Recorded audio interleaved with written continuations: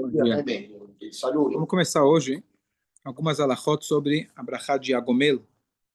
Agomel é aquela brachá que a gente faz, a gente aprende do versículo que são 4 pessoas, 4 situações que a pessoa passa que ele tem que agradecer. Ontem veio alguém na sinagoga, caiu no banho, quebrou o vidro, abriu o pulso e foi grave, mas Baruch Hashem tá aí, tá bem. Então, quando ele veio me comentar, foi rapidinho, na hora da Torá, eu perguntei, falei de cara, passou por risco de vida? Ele falou quase. Então, quase risco de vida, não é risco de vida, ele precisa agradecer a Hashem, sem dúvida. Ele subiu na Torá, falou, Baruch foi Hashem Aborach, Hashem seja abençoado, mas a brachá de Agomel, quando alguém passa por um risco. Vamos ver o que significa risco. Hoje, andar de avião não é um risco, é um risco muito pequeno. É uma das formas de se locomover mais seguras que existe. Depois, ou mais seguro do que isso, sabe o que é? O menor índice de acidente. Elevador. Elevador. Aqueles que têm medo de elevador, saiba que é o mais seguro. Bom, então, nossos sábios dizem para a gente, Arba'at tzrichim leodot. 4 pessoas precisam agradecer.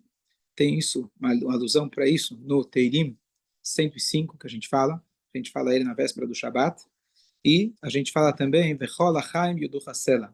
Vechol Achaim, e todos os vivos têm que agradecer a Hashem para sempre. A palavra Chaim, ela é a inicial dessas 4 situações. Vamos ver quais são. Então, quando a pessoa, ele é Yordei Hayam, aquele que desceu do mar, ou seja, ele atravessou o mar. A pessoa atravessou, passou por um deserto, ou, aqui ele diz, por um lugar perigoso. Quando você chegar no teu destino, você tem que agradecer. E assim também, quando alguém passou por um outro tipo de perigo, aquele traz, como era mais comum antigamente, uma parede caiu em cima de você, você foi chifrado por um boi, mais difícil de acontecer hoje em dia.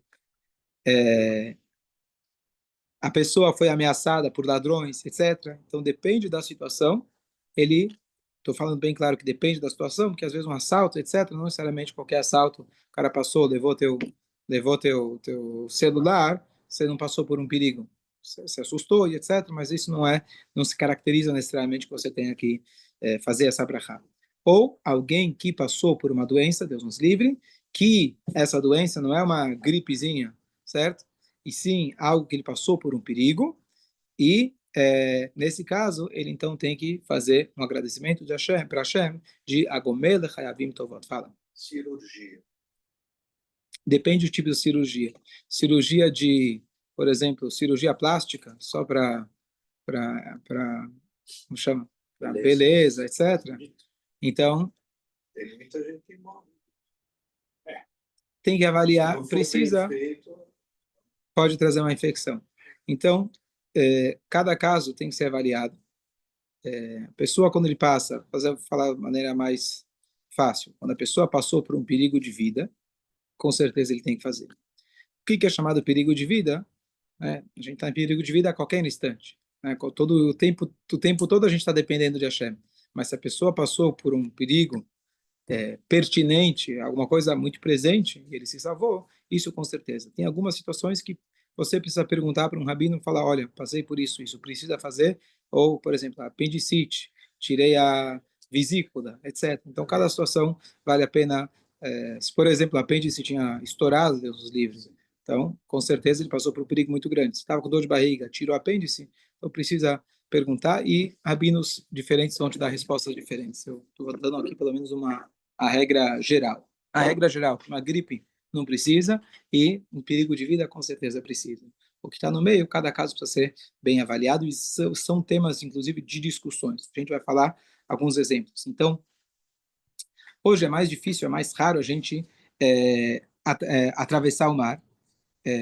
Então, e mesmo quando a gente atravessa o mar, é uma coisa, hoje, Baruch Hashem, é muito mais segura do que era antigamente. Então, também é um tema de discussão, se eu entrei e fui fazer um cruzeiro, se eu preciso fazer ou não. Então,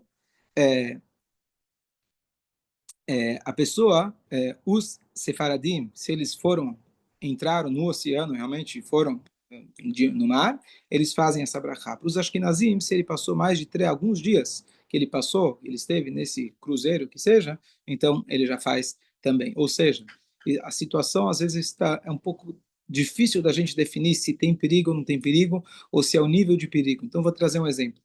Eu falei agora há pouco, depois da Tefilá, em relação ao avião, certo? Quando a gente está indo para o aeroporto, é lá que a gente tem que fazer o Tefilá Tader, aquela bênção do caminho. Não no ar. Porque o ar não é chamado caminho. Existem psukim, versículos que se referem à terra como caminho, mas não o ar. O mar também é chamado caminho, mas não o ar. A pergunta é, como que você define passar por um lugar perigoso? Se a gente for avaliar o nível de risco, avião, como eu falei, uma das coisas mais seguras que existem. Então, eu posso viajar. Eu não precisaria fazer agomelo. Mas aqui começa a discussão entre os sábios, com certeza contemporâneos, porque não tinha essa situação antigamente. Qual que é a discussão? Uma opinião diz o seguinte, fala, eu não estou preocupado o nível de risco, se eu vou colocar aqui o índice. O fato que você passou por um lugar onde não é um lugar habitável, da mesma maneira que a pessoa, quando ele passava, atravessava um deserto. Lá não é um lugar habitável. Eu não paro para ver quantos ladrões tem nesse deserto. Quantas pessoas morrem por ano de sede, desidratados nesse deserto. Você passou por um lugar onde o ser humano não mora. Assim como o mar. O mar não é um lugar onde a gente vive. A gente consegue sobreviver colocando uma canoa, colocando um barco, teivá de Noah, tá certo? Mas, então, não é o nível do risco, conforme uma opinião. Você está no ar, ninguém vive no ar. Você está sendo sustentado a cada instante por aquele motor. Então, você passou por um lugar completamente inabitável. Se a gente for até comparar com o deserto, é muito menos habitável o ar do que o deserto. O deserto você pode passar lá muito tempo. O ar é inabitável. Então, o fato que você passou por um lugar inabitável já te obriga a fazer a brachá. Outros dizem, não, você tem que olhar pelo nível de risco que você colocou. Então, qual é uma das maneiras mais populares, talvez, de resolver essa situação? É quando você combina duas coisas. Se você viajou de avião e no avião, pelo ar, você atravessou o mar, se atravessou o oceano, ou passou por mar, como a gente falou, não necessariamente você precisa atravessar o oceano, mas você passou por mar, aí a gente combina as duas coisas. Por um lado, você passou por um lugar inabitável, por outro lado, você está se enquadrando pelo ar, mas você está se enquadrando no modelo que está na Alahá de alguém que atravessou o oceano, então aí você vai lá e faz a brachá de água mesmo. Então, dá um exemplo simples. Se eu vou para Argentina, por exemplo, é um tema de discussão. Muitos não fazem a brachá. Alguns fazem e tudo bem. Você tem em quem se basear para fazer a brachá. Mas muitos, pela dúvida, como eu acabei de falar, não fazem a brachá. Você vai para Israel, você vai para os Estados Unidos, querendo ou não, você acaba passando por mar.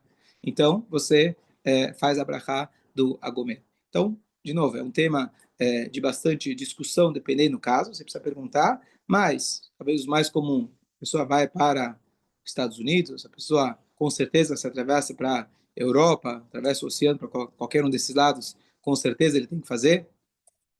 Ontem eu chamei alguém na Torá, perguntei se já tinha feito a Gomeda, ele voltou da Austrália. Antes de ir, ele me perguntou como que faz o shacharit, o rai, como que fica o dia, a noite, você perde um dia, ganha um dia. Eu expliquei para ele, porque eu já passei por isso. E aí, quando ele voltou, eu chamei ele na Torá, já fez a Gomeda? Ele falou, já fiz. Eu falei, não, você precisa fazer uns 3 Agomeda. Quem veio da Austrália, né? Então, mas ele só um argumento basta. Mas realmente atravessar todo como chama, a linha do tempo e etc. Então, realmente é uma viagem. A, a minha sogra, a atual sogra, mora na Austrália. A primeira vez que ela foi para a Austrália, que os pais dela foram shluchim, enviados do Rebbe, muitos anos atrás, ela foi de navio. Foi de navio para a Austrália. E ela lembra o momento que elas chegaram na exata linha do tempo. Era uma questão de Shabat e não Shabat, etc. Então, muitos anos atrás, foi assim que eles foram de navio, literalmente, para chegar na Austrália. Pode imaginar. A sogra só faz barraco e não vai embora. Quem? Eu faço a brachá quando vai embora. Sogra na Austrália, melhor negócio. Mais longe impossível, eu acho. Aquela história nem no chinelo, nem de mala. Aqui precisa de 30 horas de voo. Isso é um caso hipotético, mas se alguém, sei lá, está na Austrália, o pai viaja, pai no caminho, às vezes o aeroporto tem sinagoga também. Se ele é um dia que sobe na Torá, etc. Será que ele faz alguma coisa No meio do caminho? no meio e depois?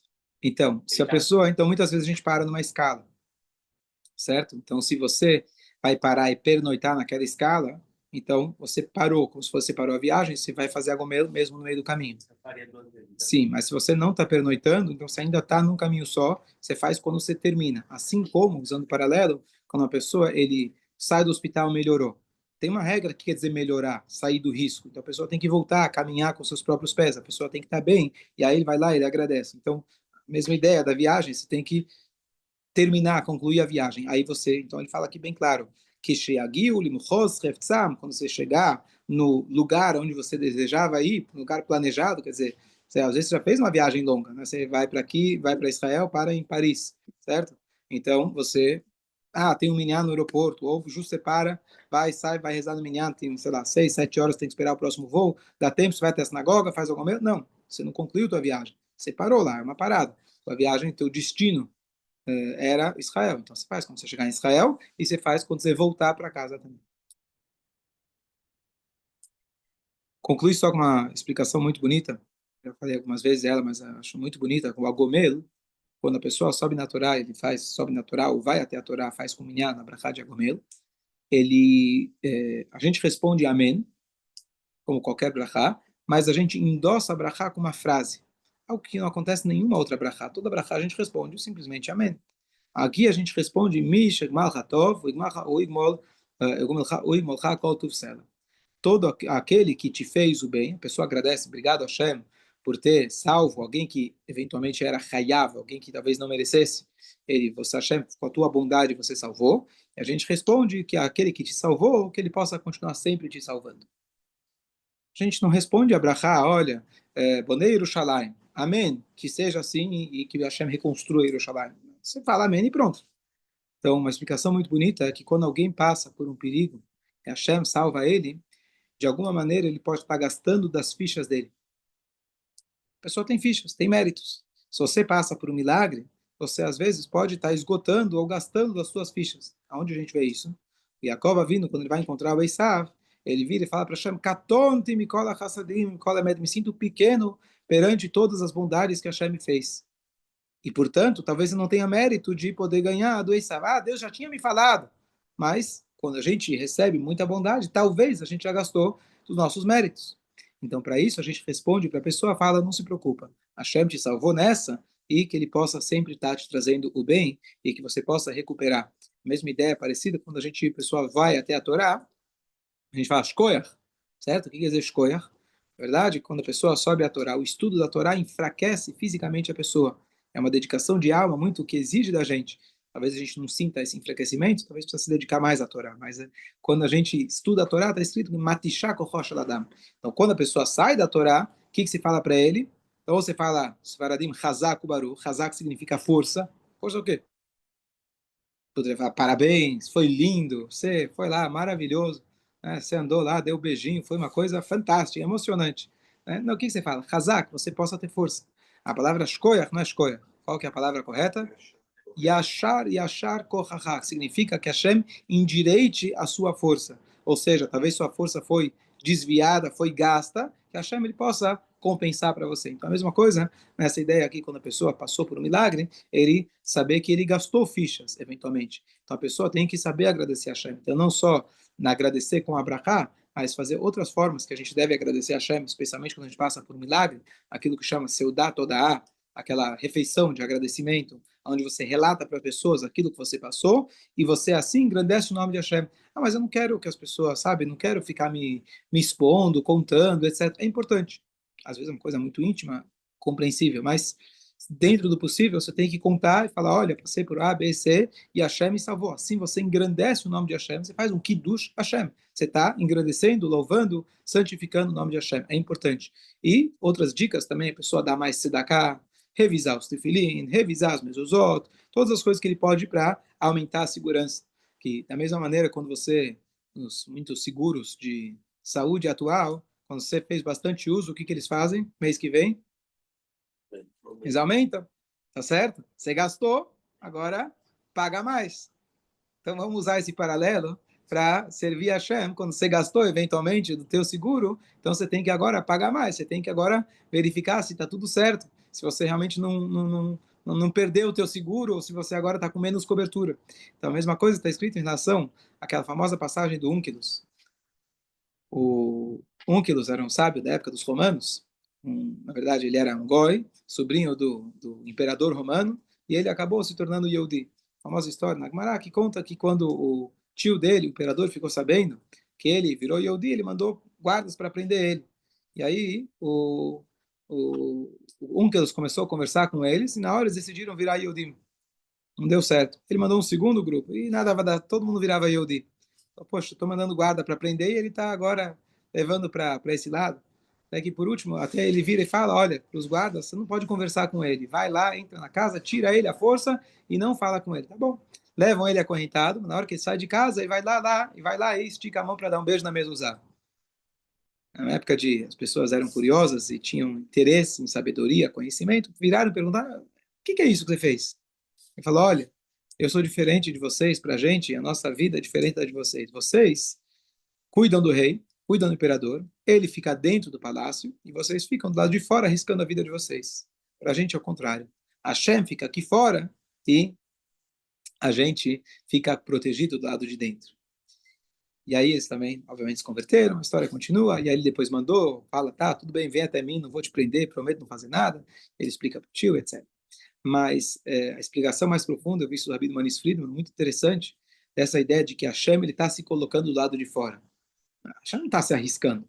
Uma coisa é eu me arriscar lá fora, ficar do lado de fora, né, como segurança. Hoje, Baruch Hashem, pessoas que têm essa coragem, esse Messirut Nefesh, uma coisa tremenda, uma mitzvah que você fica do lado de fora da sinagoga, se arriscando para que os outros possam rezar. Mas Hashem não está se arriscando. Entre nós, não é igual essa comparação. Mas a verdade é que não. A verdade é que quando Hashem está do lado de fora, entre aspas, ele está se arriscando. Olha que interessante. Às vezes a tua mezuzá gasta. A tua mezuzá, de repente, apaga. Está apagando, às vezes, o nome de Hashem. Está apagando as letras sagradas. Por quê? Bom, tem às vezes maresia, umidade, etc. Mas às vezes porque você gastou teu mérito. Você gastou do teu seguro. Por isso, você precisa agora verificar a mezuzá. Tem o costume que quando a mezuzá cai, tá bom, a dupla face perdeu a aderência. A gente manda verificar. Caiu, manda verificar. Às vezes é um sinal, nem sempre, sabe?